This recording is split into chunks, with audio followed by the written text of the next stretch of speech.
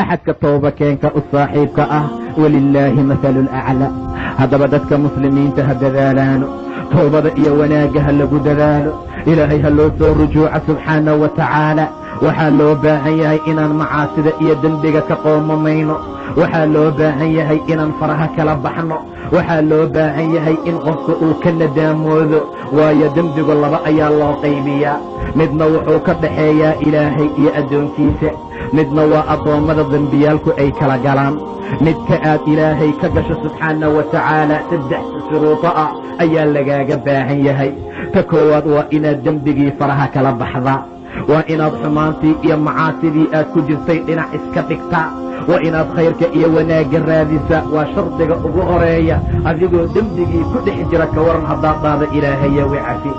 xumaantii buu ku jiraa, salaad la'aantii buu ku jiraa, xijaab la'aantii bay ku jirtaa. rabbiyo wicafi waa tawba istihzaa'a. war marka hore dembiga dhinac dhig, marka hore xumaanta ka soo dhex bax, marka hore meelahaad xumaanta ku samayn jirtay ka soo kac, marka hore meelaha khayrka iyo wanaagga imow. waa shardiga ugu horeeya dembiga haddii adiga iyo rabbigaa idinka dhaxeeyo. maca daalika waa inaad xumaantii oo dhan faraha kala baxdaa.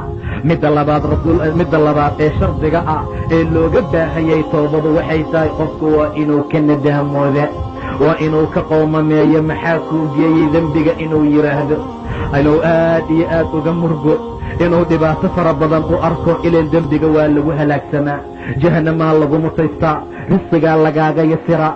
xumaanta iyo dhibaatada mar allaala markaad ku dhex jirto waxaa lagaaga baahan yahay toobana aad rabto waa inaad ka nadaamooto.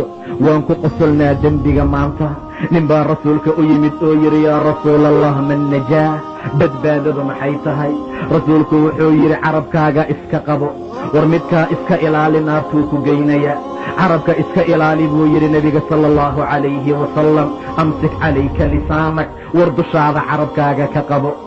abubakar baa la arkay asagoo meel laaba ku jira oo carabkiisa intuu qabta canaananaya oo xoog u jiidayoo dhahaya haada aladii awradanii almawaarid. waa midka jahannama igu arooriya, midka aniga cadaabka igeeya waa carabka.